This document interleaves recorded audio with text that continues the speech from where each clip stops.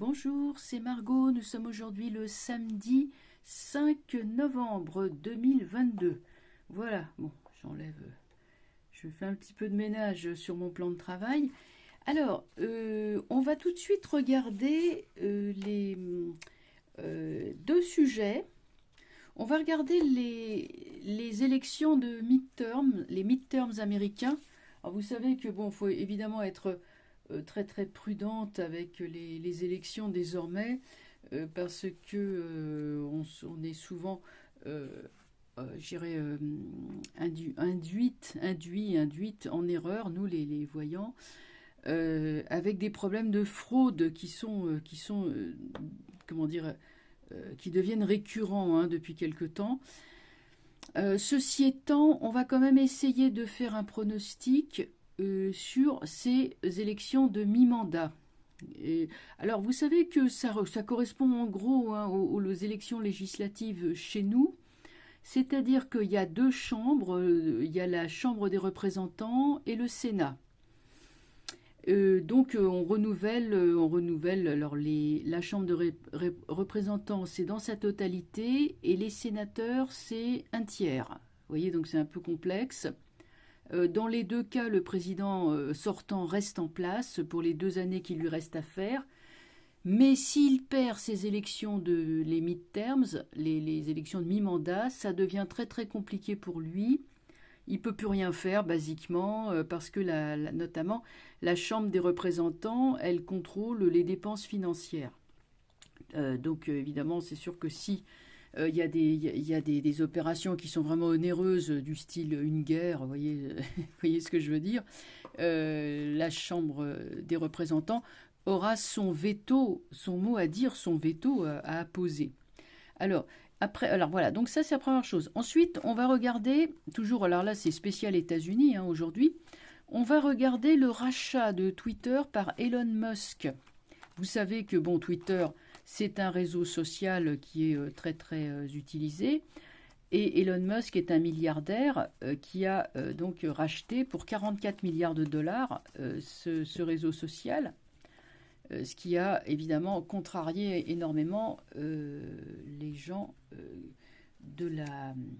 les dirigeants, l'oligarchie, qui donc n'a pas l'air d'apprécier le changement de politique que va donc insuffler Elon Musk. Alors, maintenant je me concentre. On va tout simplement poser la question... Est-ce que qu'est-ce qui va se passer? On va pas prendre tout dans son ensemble, on va prendre chambre par chambre.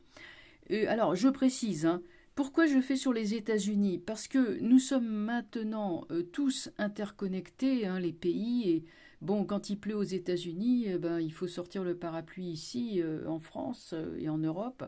Évidemment, si nous étions restés un pays souverain comme autrefois, ça nous aurait moins impacté, mais maintenant, surtout que la France fait désormais partie de l'OTAN, eh bien, nous devons prêter une grande attention à ce qui se passe outre-Atlantique.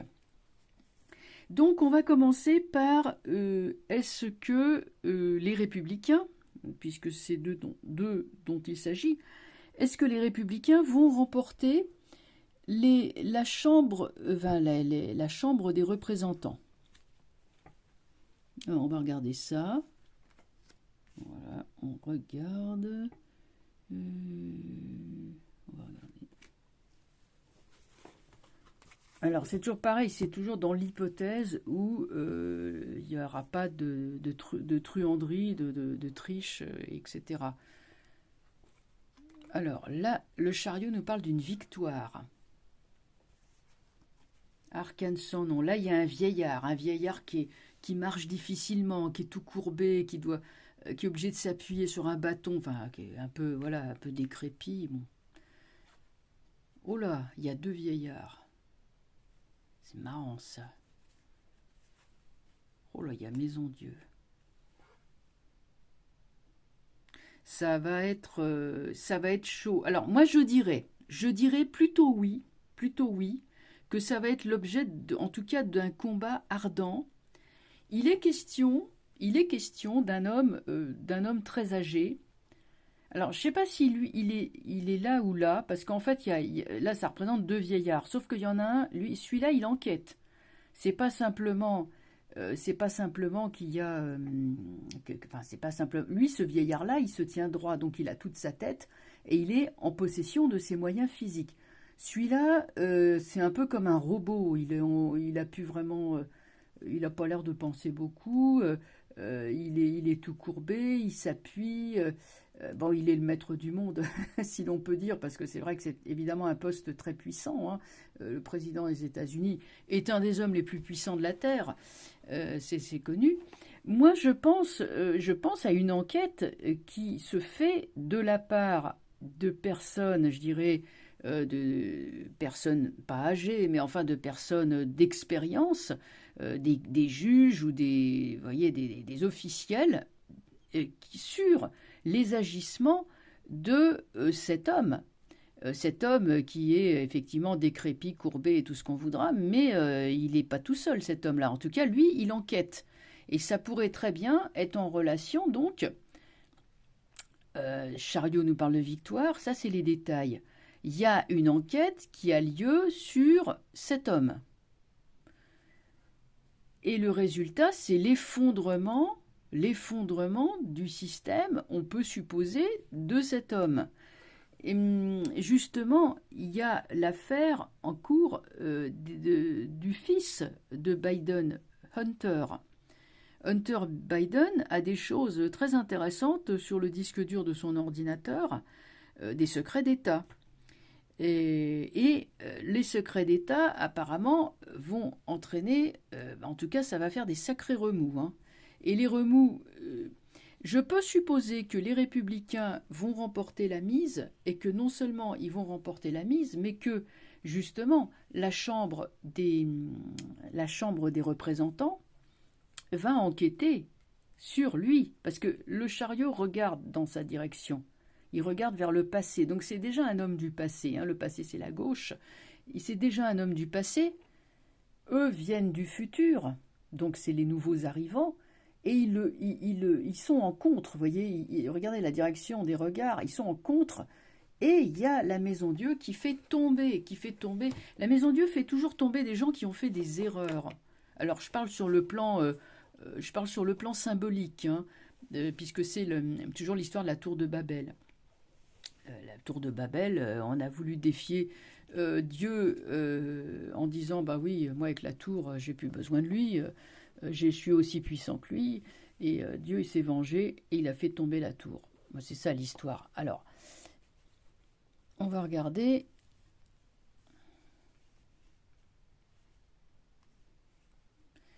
On va les recouvrir. Donc pour moi, en ce qui concerne la Chambre des représentants, je pense qu'a priori, ce sont les républicains qui vont remporter la mise et qui vont enquêter sur le fils Biden, oui c'est ça, et faire tomber Biden, et le fils aussi, hein, parce qu'ils sont deux. Donc je pense que le père et le fils peuvent chuter. Maintenant, on va continuer.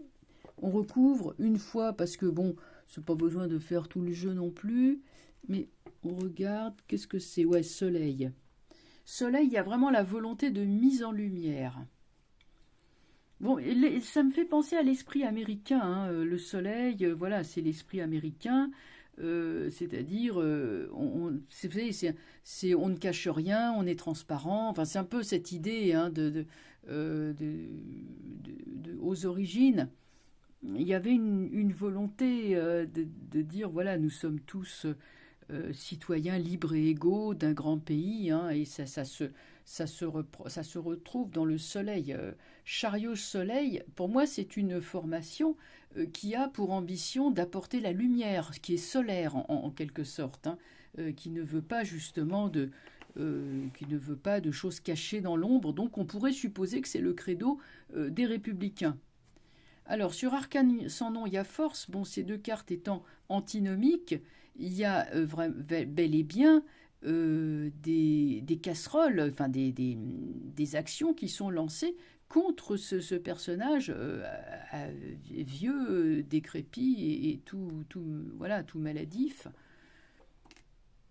Alors, sur l'ermite, il y a mat inversé. Il est question, en fait, d'un homme qui a dissimulé des choses et qui a fui, et notamment de l'évasion financière. On va apprendre qu'il y a des capitaux qui sont partis à l'étranger de la part d'un homme qui a beaucoup... Alors là, je parlais, vous voyez, avec la force de casserole au derrière, et qu'est-ce qui sort? C'est le mat. C'est la carte par excellence des gens qui ont des casseroles et qui prennent la fuite,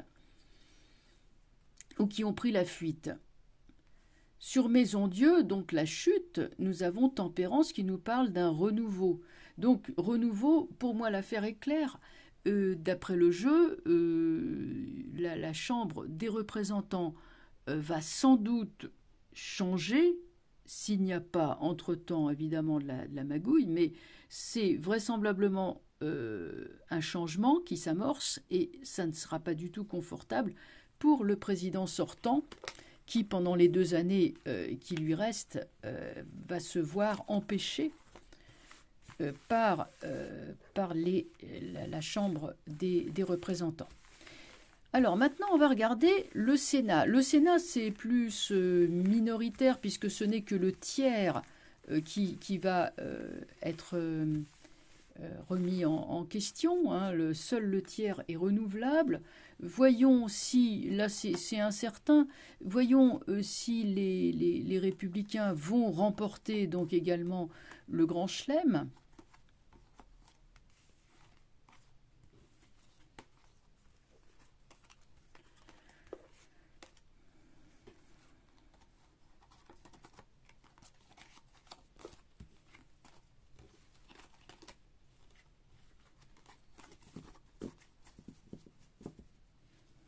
Qu'est-ce que ça va nous dire? Donc maintenant, je me concentre. On passe au Sénat. Le Sénat, composé de sénateurs. Un tiers doit partir et être renouvelé. Les républicains vont-ils également remporter les élections donc, de mi-terme concernant le Sénat américain? Alors, est-ce que les républicains vont remporter ce fameux Sénat par tiers? Alors, j'ai le soleil. Ah ouais, l'union fait la force, apparemment ils sont bien unis. La roue de fortune, voilà, la remise en question, ça tourne. Hein, lui, un coup il est en haut, un coup il est en bas. Il y en a qui arrivent et il y en a qui s'en vont. L'amoureux renversé. Là, il y aura des débats, il y aura des hésitations. C'est vrai que la situation est incertaine, mais il y a force. Alors là, c'est plus incertain, dirais-je. Je peux supposer que malgré tout, comme j'ai quand même soleil et force, on peut envisager un avantage donné aux républicains, mais assez léger quand même, parce que roue de fortune aurait été oui, mais il aurait fallu une carte forte. Et là, j'ai une carte faible. Donc, les républicains peuvent, malgré tout, jouer un rôle de poids dans le Sénat, mais en avoir le contrôle complet, là, je n'en suis pas sûre. C'est l'amoureux renversé affaiblit le jeu.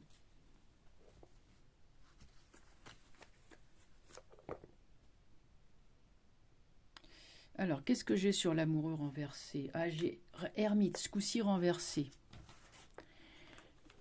Je ne suis pas sûre que les républicains puissent contrôler le tiers à venir. C'est effectivement plus douteux, mais je pense malgré tout il y a indirectement une pression des républicains qui se fera et une influence tout à fait notable. Même s'ils n'ont pas la majorité cette fois-ci dans cette deuxième élection de chambre, je pense que le résultat final, la force, est que le président sortant va être quand même pas mal entravé dans ses décisions par une nouvelle faction qui est bien unie quand même malgré tout. Bon, voilà ce qu'on peut dire sur les élections de midterms, sachant que le soleil me fait aussi penser à son adversaire politique, Donald. Donald est un homme extrêmement solaire, hein, milliardaire, le grand blond, pas avec une chaussure noire, mais voilà, Très, très, voilà, donc c'est très solaire. Et ça peut être aussi lui, bien sûr, qui est là en sous-main et qui surveille attentivement ce qui va se passer. Bon, le monde entier, en fait, a les yeux braqués, hein, puisque vous savez que l'issue de la guerre, notamment, va évidemment être changée si jamais ces élections arrivent pour tout changer. Alors maintenant, nous allons passer à contrôle de Twitter. Donc, le nouveau propriétaire de Twitter. Alors, comment je pourrais poser la question? Je pourrais poser d'abord la question à savoir qui est Elon Musk. Bon, Elon Musk est un monsieur assez jeune qui est extrêmement riche, il est milliardaire. Beaucoup de gens ne le sentent pas, disent oh là là, qu'est-ce que c'est que cet homme-là et tout. D'autres le trouvent très bien. Moi, je sais une chose sur Elon Musk, puisqu'il l'a dit lui-même, c'est qu'il est Asperger, ce qui est une forme d'autisme. C'est un homme qui, par ailleurs, est extrêmement intelligent. Et c'est à peu près tout ce que je sais sur lui. Mais qui est-il et de quel côté est-il surtout? Est-ce qu'il joue double jeu? Est-ce qu'il est sincère? Bon, on va poser la question surtout sur le personnage d'Elon Musk. Qui est-il? Et puis après on va regarder comment ça va se passer, Twitter sous sa direction. Ermite, renversé. Bon voilà un garçon, enfin un garçon, c'est un homme. Comment je pourrais dire ça? Velléitaire. Il a décidé de faire le ménage dans Twitter, ça c'est clair. Mais renverser, est-ce que ça risque d'être un peu compliqué? Ou alors il est extrêmement solitaire. On va affiner. Bon, tempérance. Si elle me le sort toute renversée, voilà un moyen de communication. Le monde, moyen de communication international. Mat renversé. Je ne sais pas du tout. Moi, je crois que... Oh là là, comment je pourrais dire ça? Est-ce qu'Elon Musk va arriver c'est difficile à dire. Hein. Là, je sèche. Je sèche. Je sèche. Attendez. Je vais les... Alors, ces trois-là sont renversés. Celle-là est droite. Alors, attendez. Je vais les retourner, mais c'est pour moi. Hein, et après, je les remettrai renversés. Ne vous inquiétez pas. Alors, je mets ça là parce que ça me refait le coup de la... J'ai oublié de régler les paramètres manuels. Oh là là. On pense pas à tout. Hein. Qu'est-ce que ça donne, ça, tempérance? Alors là, le jeu est un peu plus parlant. Il a décidé de faire le ménage dans un moyen de communication international qui va vraiment aux quatre coins du monde. Hein, là, donc on est dedans. Mais ça ne durera qu'un temps. Après, il partira, il fera autre chose. Un peu comme si c'était une sorte de challenge, de défi. Il n'a pas l'intention de rester. Voilà ce que je peux dire. Là, c'est plus clair comme ça. Et pourquoi n'a-t-il pas l'intention de rester? Il a d'autres ambitions. Hein. Il a d'autres ambitions. Vers quoi veut-il aller? Attendez, je vais...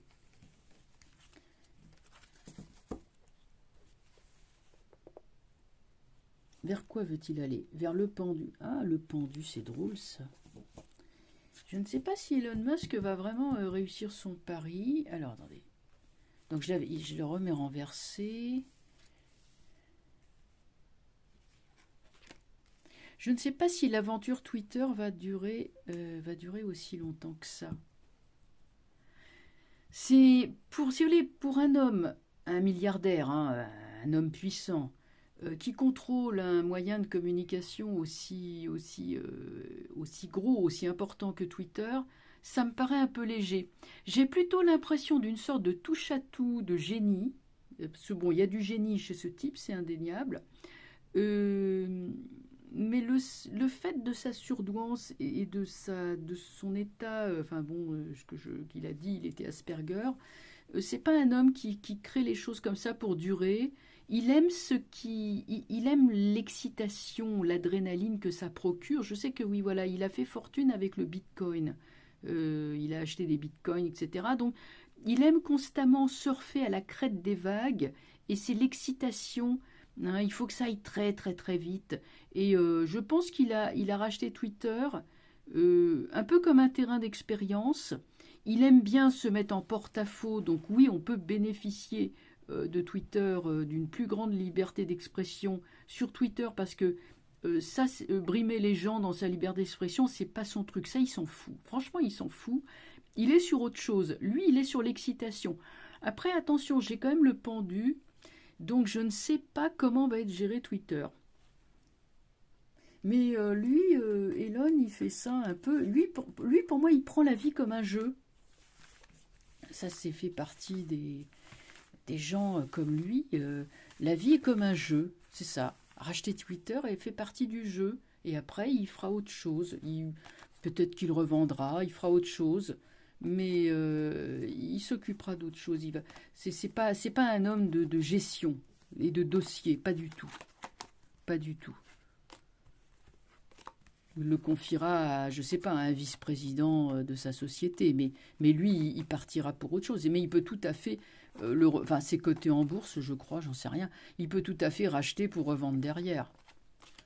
C'est un peu, je dirais que Bernard Tapie faisait un peu ces trucs-là, mais sauf que Twitter, c'est, ouais, comment il s'appelle, Elon Musk, c'est quand même, c'est la catégorie au-dessus. Mais je ne suis pas sûr qu'il soit malhonnête, hein, vous savez. Non, pas forcément. En tout cas, on va regarder. Alors maintenant qu'on a vu la personnalité, les motivations d'Elon Musk, qui me paraît intéressant, c'est le coup de tête, c'est le type qui va agir par à-coup, hein, pour le plaisir, le frisson que ça va procurer. Mais bon, après on va voir. Alors maintenant on va voir l'avenir de Twitter, hein, parce que Twitter c'est un moyen de communication et vous savez à quel point c'est crucial, la communication. Donc que va devenir Twitter maintenant qu'Elon Musk va la racheter? On va prendre celle-là. Encore le soleil, bah décidément. Bah ça sera mieux hein, quand même. Chariot, ouais, ermite. Pendu, encore le pendu, mais c'est pas possible, je les ai mal renvus, mais je les ai mal je les ai mal mélangés ou j'en sais rien. Attends, je vais les rebattre. Hop. Je vais les recouvrir, mais vous savez, inconsciemment, on a toujours tendance à sortir les mêmes trucs. C'est notre inconscient qui nous guide. Bon, alors, je vais...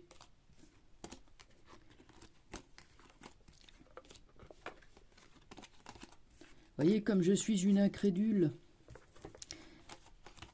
Allez, on va les recouvrir. Donc, je vois que Twitter risque de ne pas marcher très bien au début.